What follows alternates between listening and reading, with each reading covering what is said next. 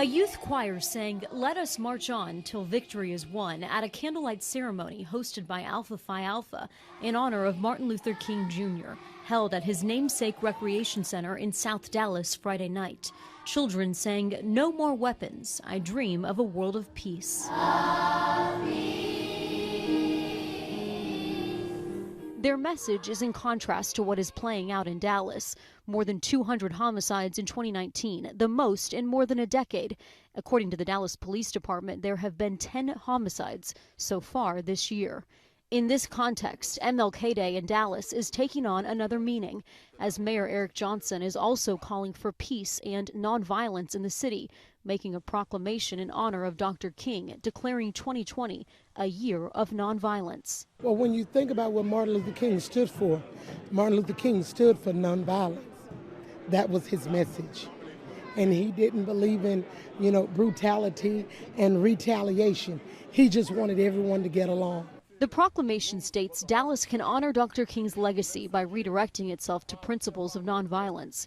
In a statement, the mayor said, "Our great city had too much violence in the past year, and the victims were predominantly people of color. This has to change." So I fear for everybody. These mothers at the ceremony Friday are concerned for their children's safety and believe that there should be more outreach to young people and early intervention, and also diversity training for police officers. Those are among the recommendations made by the mayor's Violent Crime Task Force. We've got to come together as a community, as a people, to say, no, we're not going to hurt ourselves. The mayor also said that crime cannot be eradicated through a proclamation. He's been critical of the Dallas Police Department demanding a plan to reduce violent crime. When the chief presented the plan this week, the mayor was not impressed. A target of 5% citywide reduction in violent crime is not going to cut it for me. Several years ago I was in New York City. It was a dark Saturday afternoon. The minute black woman came up, the only question I heard from her was, "You Martin Luther King?" And I said yes. The next minute I felt something beating on my chest. Before I knew it, I had been stabbed by this demented woman. That blade had gone through, and the x-rays revealed the tip of the blade was on the edge of my aorta, the main artery. And once that's punctured, you're drowned in your own blood. That's the end of you. It came out in the New York Times the next morning that if I had merely sneezed, I would have died. After my chest had been opened and the blade had been taken out, from all over the states and the world, kind letters came in. One of them I will never forget. I had received one from the president and the vice president. I've forgotten what those telegrams said. I'd received a visit and a letter from the governor of New York, but I've forgotten what that letter said. Yes. But there was another letter that came from a little girl. It said simply, "Dear Dr. King, while it should not matter, I would like to mention that I'm a white girl.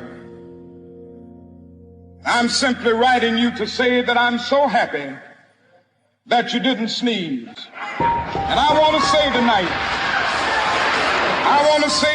that I too am happy that I didn't sneeze, because if I had sneezed, I wouldn't have been around here in 1960 when students all over the South started sitting in at lunch counters.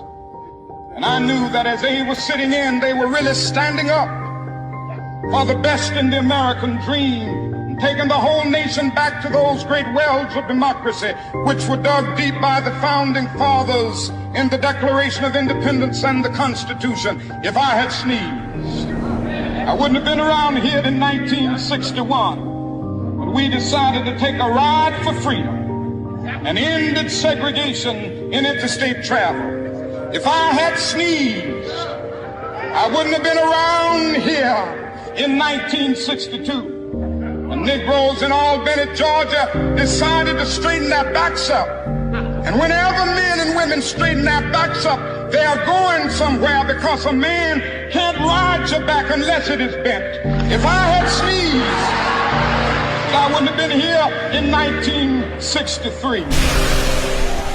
Black people of Birmingham, Alabama, aroused the conscience of this nation, brought into being the Civil Rights Bill. If I had sneezed, I wouldn't have had a chance later that year in August to try to tell America about a dream that I had had. If I had sneezed, I wouldn't have been down in Selma, Alabama to see the great movement there. If I had sneezed, I wouldn't have been in Memphis to see a community rally around those brothers and sisters who are suffering. I'm so happy that I didn't sneeze. Like anybody, I would like to live, but I'm not concerned about that now. I just want to do God's will. So I'm happy tonight. I'm not worried about anything. I'm not fearing any man. Mine eyes have seen the glory of the